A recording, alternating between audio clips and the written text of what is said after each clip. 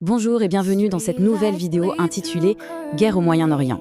Comment les États-Unis ont tué 165 fillettes dans une école de jeunes filles à Minab en Iran. Si tu es nouveau sur la chaîne, je suis Kevin Panafrica et je fais des vidéos pour comprendre le monde dans tous ses états. Donc n'oublie pas de t'abonner et de me dire dans les commentaires le pays dans lequel tu regardes cette vidéo. C'est parti. 165. Ce n'est pas juste un chiffre. Derrière ce nombre, il y a 165 vies, 165 avenirs fauchés. C'est l'histoire que ce chiffre raconte. L'histoire de ce qui s'est passé le 28 février 2026 à l'école primaire pour filles Shajaret Tayeba dans la ville iranienne de Minab. Alors, revenons aux faits. Les faits bruts, ce que personne ne peut contester. L'école Shajaret Tayeba, c'est un établissement pour filles. Et c'est important de noter, les images satellites le confirment. Depuis 2016, un grand mur d'enceinte sépare très clairement l'école de la base navale qui se trouve à côté. Ce n'était donc pas une cible militaire, c'était une école pleine d'enfants. Regardons la chronologie de cette matinée d'horreur. À 10h, le personnel de l'école sent que quelque chose ne va pas et commence à appeler les parents pour qu'ils viennent chercher leurs enfants. C'est une évacuation préventive, un peu dans la panique. Un quart d'heure plus tard, à 10h15, l'ordre officiel du gouvernement tombe. Toutes les écoles du pays doivent fermer. Mais c'est déjà trop tard. À 10h45, en plein milieu de cette évacuation chaotique, un missile s'écrase sur l'école. Le toit s'effondre sur les salles de classe. Le coût humain, vous le voyez, est absolument effroyable. Les rapports, notamment ceux de l'UNICEF et d'Amnesty International, sont formels. La grande majorité des victimes, ce sont des petites filles. Des fillettes entre 7 et 12 ans, tuées dans leur salle de classe ou alors qu'elles essayaient de s'enfuir. À peine les secours arrivaient sur place qu'une deuxième guerre commençait. Une guerre de l'information. La confusion, les déclarations contradictoires, tout ça a inondé les médias dans les premières heures. C'est une stratégie classique, bien connue, pour noyer la vérité sous le bruit. Et la première salve dans cette guerre des mots, elle vient du plus haut sommet de l'État américain. Le 7 mars, soit quelques jours après le drame, le président Donald Trump prend la parole et pointe un doigt accusateur sur l'Iran. C'est leur faute, c'est eux. Le problème, zéro preuve, aucune. Sauf que cette affirmation péremptoire, lancée sans le moindre début de preuve, va avoir l'effet exactement inverse de celui escompté. Au lieu de clore le débat, elle va le déclencher. Partout dans le monde, des enquêteurs indépendants vont commencer à assembler les pièces du puzzle. Et c'est là qu'entrent en scène les nouveaux enquêteurs de l'ère numérique. Des collectifs comme Bellingcat, des unités de vérification comme BBC Verify, ils vont se mettre au travail. Leur méthode ? Le renseignement en source ouverte, c'est-à-dire utiliser des données publiques accessibles à tous pour trouver les réponses que les gouvernements essaient de cacher. Alors, comment ça marche concrètement ? C'est un travail de détective. Tout commence avec des vidéos qui apparaissent en ligne. Ensuite, on géolocalise. On compare les images avec des cartes satellites pour être sûr à 100% de l'endroit où ça s'est passé. Et enfin, l'étape cruciale. Des experts analysent les débris, la forme du missile, sa trajectoire pour identifier l'arme utilisée. C'est de la science forensique numérique. Et là, ce qui est incroyable, c'est la vitesse et l'unanimité du verdict. Bellingcat, BBC Verify, le très sérieux New York Times, et en plus de ça, 8 experts indépendants en armement.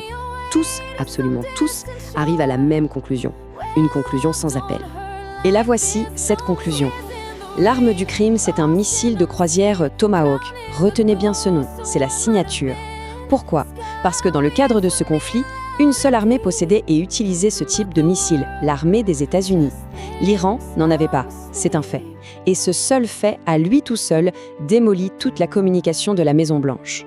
Alors face à cette montagne de preuves qui devient impossible à ignorer, le discours officiel à Washington commence à se fissurer. Lentement, à contre-cœur. Mais il change. On passe du déni pur et simple à « nous enquêtons ». Puis, le 11 mars, le coup de grâce vient de l'intérieur. Le New York Times révèle les conclusions préliminaires du Pentagone lui-même. Et ces conclusions disent quoi ? Elles disent que oui, ce sont bien les États-Unis qui sont responsables. L'aveu est forcé, mais il est là. Bon, la responsabilité américaine est donc établie, c'est un fait. La grande question maintenant, la question qui reste, c'est est-ce que c'était une erreur tragique, une bavure, ou est-ce que c'était un acte délibéré ? Et là, il faut être honnête et regarder les deux thèses. Alors d'un côté, on a la thèse de l'erreur, celle que Washington va pousser. On nous parle de listes de cibles qui n'étaient pas à jour, d'une possible défaillance de l'intelligence artificielle qui aidait au ciblage. De l'autre côté, on a la thèse de l'acte intentionnel, et elle repose sur des faits extrêmement troublants. Par exemple, une enquête d'Al Jazeera a montré que les missiles ont soigneusement évité une clinique qui se trouvait entre la base militaire et l'école. Ça suggère un ciblage très précis. Et puis il y a cet élément peut-être le plus glaçant de tous, ce que l'on appelle le double tape.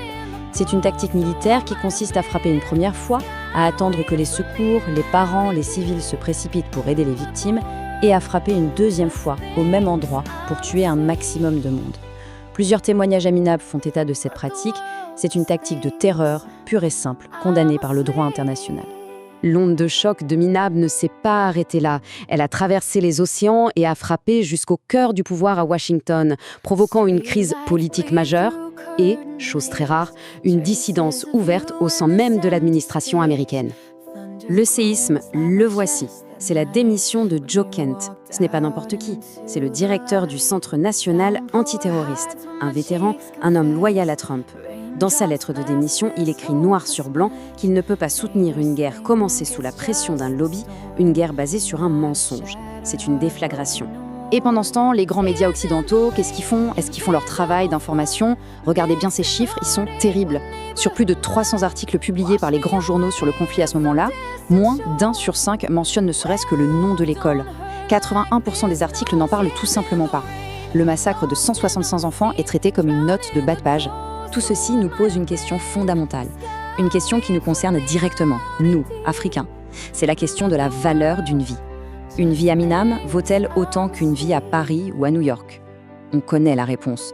Ce 2 poids, 2 mesures, c'est la règle. On l'a vu à Gaza, avec 778 écoles détruites dans un silence assourdissant. Alors posons-nous la question, si des missiles africains avaient tué 165 fillettes occidentales, combien de temps les médias en auraient parlé? Des jours? Des semaines? Des mois? On connaît la réponse. La leçon, elle est claire. Nous devons construire nos propres médias, nos propres récits, et ne jamais, jamais laisser les autres raconter nos histoires ou leurs crimes. 165 fillettes tuées dans leur classe par un missile américain. Et le président des États-Unis a dit que c'était l'Iran.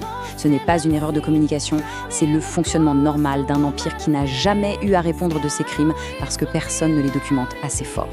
Nous, on documente. Merci d'avoir regardé la vidéo. N'oublie pas de liker, de commenter et surtout de t'abonner pour ne rien manquer. Ensemble, construisons une Afrique qui raconte son histoire.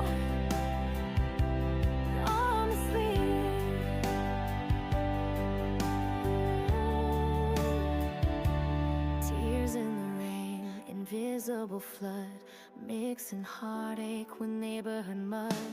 Wash me away to some distant shore where love don't hurt like this no more. Tears in the rain, lost and unseen, drowned in the ghost of what might have been.